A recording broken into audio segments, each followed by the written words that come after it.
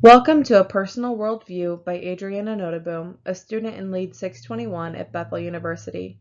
As we get started, I wanted to use the image of succulents as a metaphor for the role that my worldview has played in my life. Throughout my life, from high school worldviews through college philosophy courses and life experiences, my worldview has remained fairly constant. It has gained definition through course material and experiences, but overall holds the same fundamental principles it always has. Similarly, succulents maintain their color and life even in the driest of times. They have this incredible ability in their nature to weather the driest of climates to the wettest. Succulents, like a worldview, remain fairly constant and only change when absolutely necessary. Adriana's World, a play on the title of the book Sophie's World by Justine Garter, is a book that I remember from so many years ago in my senior worldviews course.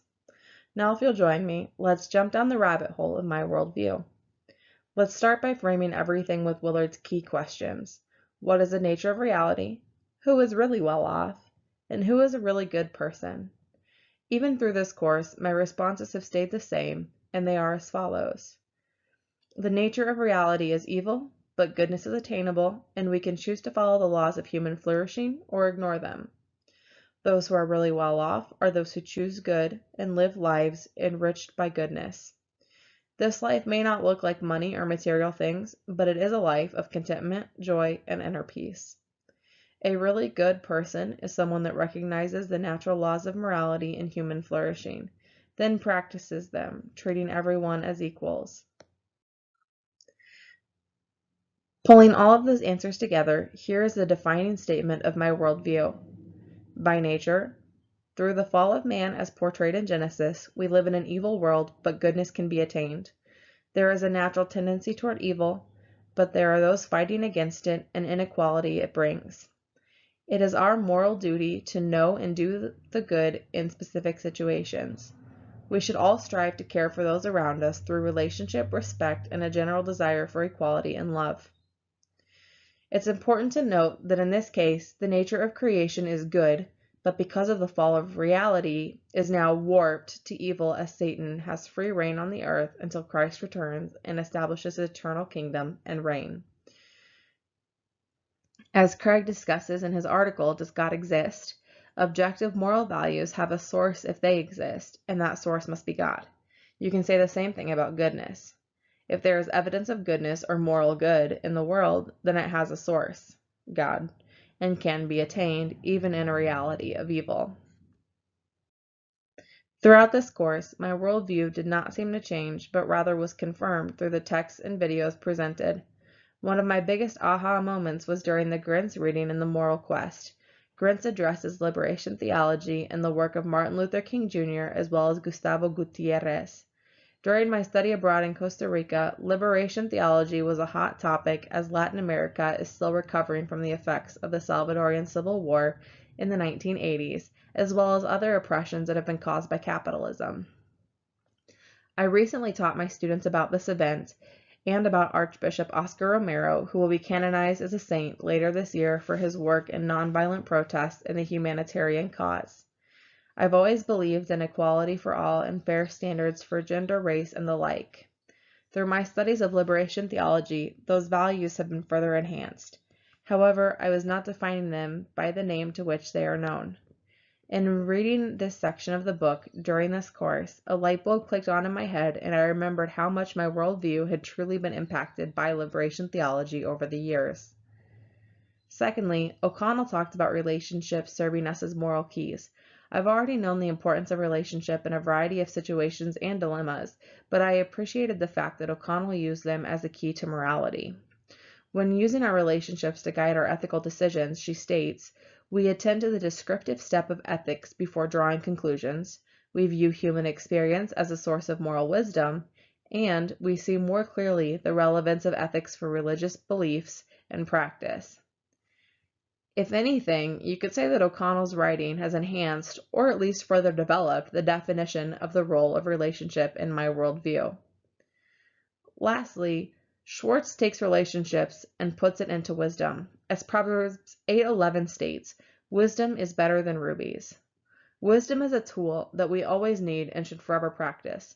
One of his most poignant statements from the TED Talk was, "A wise person knows how to use these moral skills in pursuit of the right aims, to serve other people, not to manipulate other people." I have often seen manipulation in the workplace, and this quote really stuck out to me about how we are meant to use and employ wisdom. It is a tool of moral good, not manipulation. I would now like to take a moment to share my personal case with you. It's entitled Language Logistics. Please note that in the following case study, all names have been changed to protect the identity of those involved. I was once a contracted interpreter working full-time and loving my life. I was working for a company called Language Logistics, an interpreting agency that serves the Western Michigan area. My supervisor, Lynn, ran a business based on contractors. As contractors, there are not supposed to be any special benefits as terms of employment. However, Lynn would promise interpreters that if they worked only for Language Logistics, then they would get most of the hours. It is important to note that even the interpreter contract that we were required to sign stated that contractors would not receive any benefits working for the company.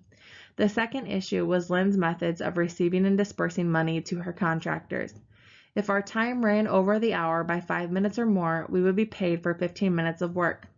My local church regularly used interpreters for their Sunday morning late service, and I often worked as a contracted interpreter for the church through the agency.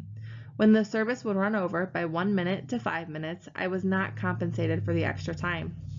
I had a bilingual friend, Shelby, from the church who I had also connected with the agency. Sometime during the summer of 2015, the church decided to work directly with Shelby instead of the agency. She was told she would be paid at the same rate they were paying the agency, including the overhead charges.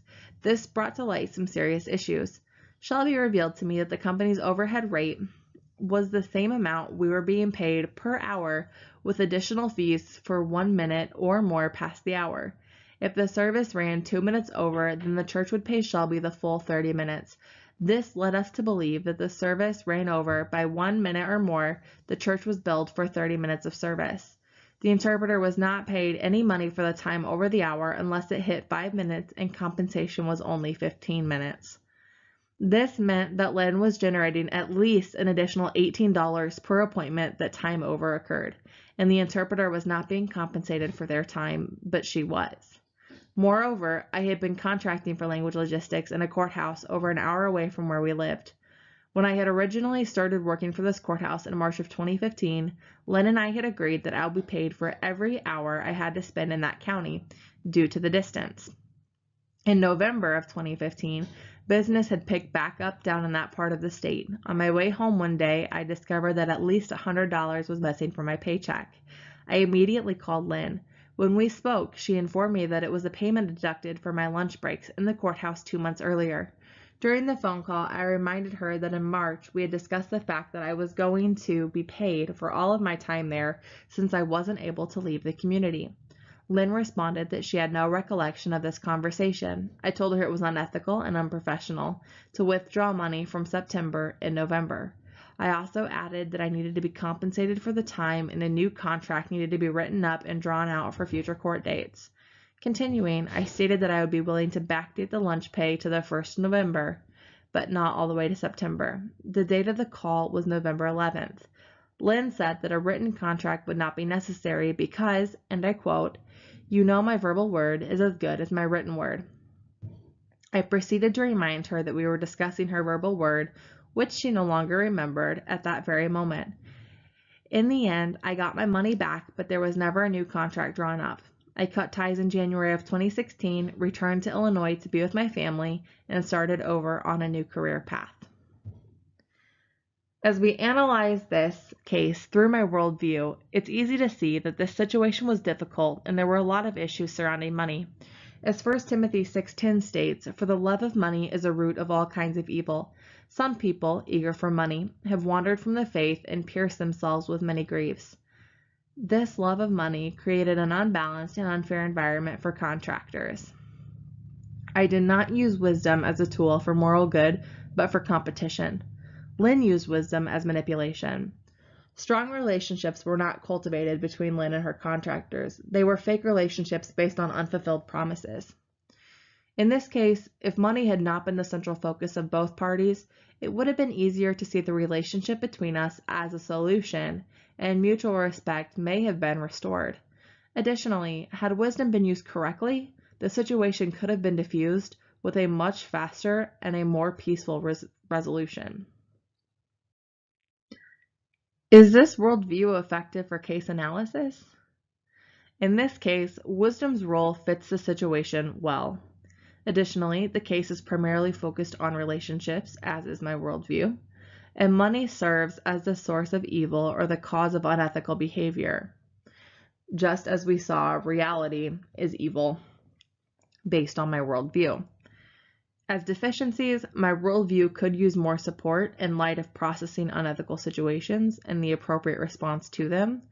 This particular worldview deals more with relationship and living a moral life rather than confronting ethical situations.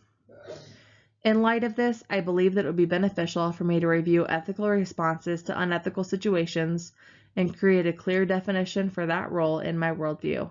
I've always seen worldview as something that is focused on my approach to the world and moral living, but through this course, I can clearly see its direct relation to ethics and the need to confront unethical situations in one's worldview.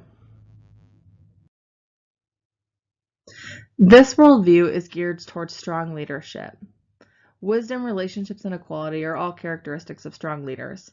Living by these principles promotes growth and healthy succulence. Thus, I do believe that leadership through my personal worldview could be quite effective. I currently lead as such in my classroom. I use wisdom coupled with relationships to know when and how to handle conflict with my students. Additionally, I strive to treat others equally. I also call out equality if I see an imbalance because I am passionate about leading in a godly manner that reflects my belief system and treats others with the dignity that they deserve. In my worldview, first and foremost, a leader cultivates relationships with their followers.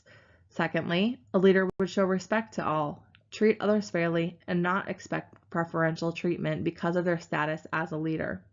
And third, a leader in my worldview has made wisdom their best friend and knows how to use it effectively without abusing it. This style of leadership would naturally lead to organizational policies such as equal pay for men and women, no discrimination based on race, religion, orientation, and the like. Secrecy would not be tolerated and honesty would be present. Additionally, there would be an open door policy where issues could be discussed without fear or hesitation. Because of this course, I have begun to employ these same leadership traits and policies in my classroom. When a student has an issue with me, I am sure to address it with them and find common ground for both of us to work together and come to a conclusion. For example, a couple weeks ago, I had a student that backtalked me when he returned probably 10 to 15 minutes late from going to the bathroom. I was informed that he had stopped at another student's locker and was eating their food. I confronted him on this and told him that he would have a detention due to his lack of honesty and following through with what he said he was going to do. He promptly argued with me and said that this wasn't fair and he wasn't going to do the detention. I told him we weren't going to argue about it and we could talk later. He approached me more calmly and more respectfully after class and asked me if I could not give him a detention this time. I explained to him that the bigger issue here was the respect and lack thereof that he showed to me. He understood the situation and we came to a mutual agreement that it would not happen again, and if it did, then the detention would be served. We both left happy and peaceful and standing on common ground. This is one of the ways in which these characteristics of leadership and organizational policies through my worldview play out in real-life scenarios. Thank you for joining me on this journey of my personal worldview. I look forward to carrying it into the future with me and hope that it was able to share some valuable information with you.